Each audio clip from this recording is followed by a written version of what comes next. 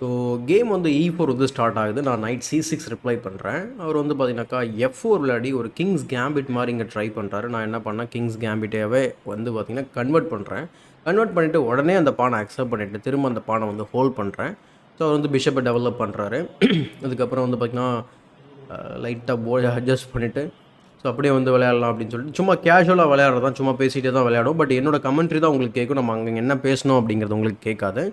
So last week விளையாடின tournament தான் அது. டோர்னமெண்ட்டுக்கு அப்புறம் சும்மா கேஷுவலாக விளையாடணும். ஸோ வந்து H6 அதுக்கப்புறம் அவர் கேசல் பண்ணுறாரு. கேசல் பண்ணதுக்கப்புறம் பிஷப் G7. ஸோ பீஸ் எல்லாம் வெளியில் கொண்டு வரதுக்கான ஒரு பேச்சு C3. அதுக்கப்புறம் நைட் GE7 வந்து கொண்டு வரேன். D5 வந்து ஒரு ரொம்ப ஸ்ட்ராங்கான மூவாக இருக்கும். ஸோ கிங் வந்து பார்த்திங்கன்னா H1 வந்து விளையாடுறாரு. கேமராவை மறைச்சிடாதீங்கன்னு சொல்கிறேன் அவர்கிட்ட. கிங் H1க்கு அப்புறம் வந்து பார்த்திங்கன்னா நான் இதுதான் விளையாடுறேன்னு வேறு சொல்கிறாரு. நான் என்ன பண்ணேன், கேசல் பண்ணிட்டேன். வந்து பார்த்தீங்கன்னா ரியாக்ஷன் பார்த்தாலே உங்களுக்கே தெரியும். கேசல் பண்ண, அதாவது ஏதோ ஒரு ப்ரிப்பரேஷன் மாதிரி வந்திருக்கான் போல். கேசல் பண்ணதுக்கப்புறம் என்ன பண்ணுறதுன்னு தெரில சார் அப்படின்ற மாதிரி பேசிகிட்டு இருந்தோம் அந்த இடத்துல. சரி ஓகேடா, உனக்கு என்ன பண்ண முடியுமோ பண்ணு, இதுக்கு முன்னாடி நான் இது மாதிரி ஆடிருக்கேன்னு சொல்கிறேன். ஸோ D5 வந்து அட்வான்ஸ் பண்ணி நம்ம நைட்டை கிக் பண்ணுறாரு. ஸோ நைட் வந்து பார்த்திங்கன்னா திரும்ப வீட்டுக்கு போயிடுது. ஆக்சுவலாக E5 ஸ்கொயரில் வச்சுருந்துக்கலாம், அதுதான் பெட்டர் ஆப்ஷனு.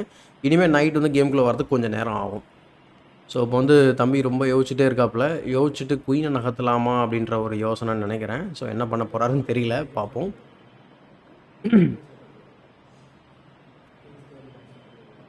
ஸோ சைடில் வந்து பார்த்திங்கன்னா நம்ம சும்மா கேஷுவலாக ஹசில் பண்ணிகிட்டே வர விளையாடணும்.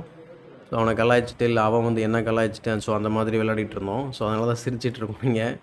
ஸோ ரூக்கை வந்து பார்த்திங்கனாக்கா E1 கொண்டு வராரு. நான் என்ன பண்ணுறேன், D6 பிஷப்போட லைன் ஓப்பன் பண்ணுறேன். அதே நேரத்தில் வந்து பார்த்திங்கனாக்கா ஓகே நைட் A3 வராரு.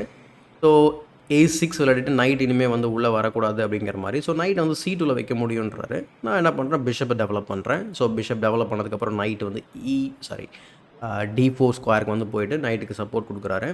இப்போ நம்ம வந்து இதுதான் சரியான நேரம்னு சொல்லிட்டு நைட்டு டெவலப் பண்ணுறேன் D7ல். ஸோ D7ல் டெவலப் பண்ண உடனே H3 வந்து விளையாடி என்னோட பிஷப்க்கு ஒரு கொஷின் மார்க் போடுறாரு.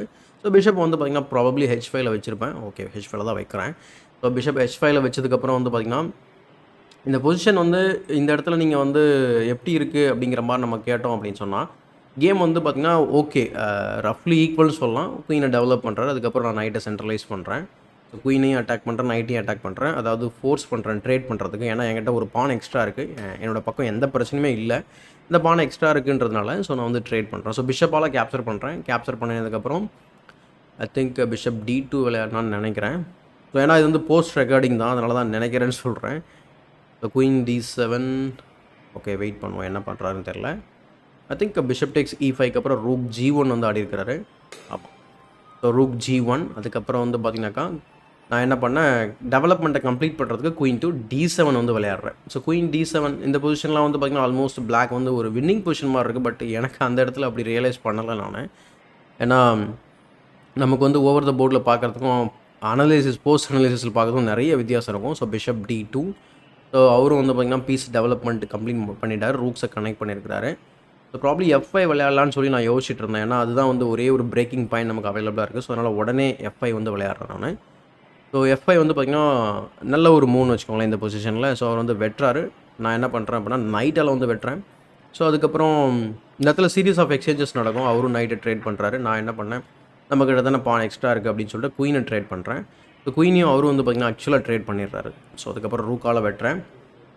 இன்னும் போர்டில் நடக்கலை, பட் நான் வந்து மேலே இருக்கக்கூடிய நம்ம லீச்சஸ் போர்டில் வந்து ஆல்ரெடி பண்ணியாச்சு. அதுக்கேற்ற மாதிரி நான் வந்து கமெண்ட்ரி கொடுத்துக்கிட்டு இருக்கேன். ஸோ குயின் டேக்ஸ், அதுக்கப்புறம் வந்து பார்த்திங்கன்னா ரூக் டேக்ஸ். அதுக்கப்புறம் ஒரு வேகமாக நீங்கள் அந்த பையன் விளையாடுற ஸ்டைலை பார்த்தாலே தெரியும், டக் டக் டக்குன்னு விளையாடுவான். ஓகே பானை வந்து G3 புஷ் பண்ணலான்னு நினைக்கிறேன். ஓகே என்பஸ் ஆன் பண்ணுவேன் அப்படின்னு சொல்லிட்டு அவர் என்ன பண்ணுறாரு, ரூக்கை வந்து D1ல் வைக்கிறாரு. நான் என்ன பண்ணேன், ரூக்கை வந்து ப்ராபப்ளி டபுள் பண்ணியிருப்பேன். ரூக்கை வந்து டபுள் பண்ணுறேன். ஸோ ரூக்கை டபுள் பண்ணிவிட்டு பானை புஷ் பண்ணுறதுக்கான முயற்சி. அடுத்து வந்து பார்த்திங்கன்னா அவர் குயின் சைடு எக்ஸ்பேண்ட் ஆகிறாரு. பட் அவர் பாயிண்ட் என்னென்னா, நம்ம கிங் சைடில் வந்து ப்ராப்ளம் இருக்குன்றத அவர் ரியலைஸ் பண்ணல. ஓகே பிஷப் வந்து பார்த்திங்கன்னா லாங் டயகனலில் வந்து மாற்றுறேன். ஸோ ரூக்கை வந்து F1ல் வைக்கிறாரு திரும்ப. ஆனால் இந்த இடத்துல வந்து பார்த்திங்கன்னா already black is completely winning.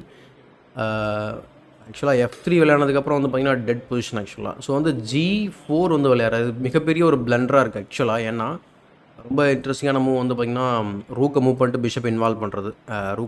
Rook வந்து மூவ் பண்ணதுக்கப்புறம் அவர் வந்து பார்த்தீங்கன்னா, பானை மூவ் பண்ணுறாரு. திரும்ப குயின் சைடில் போயிட்டுருக்கிறாரு.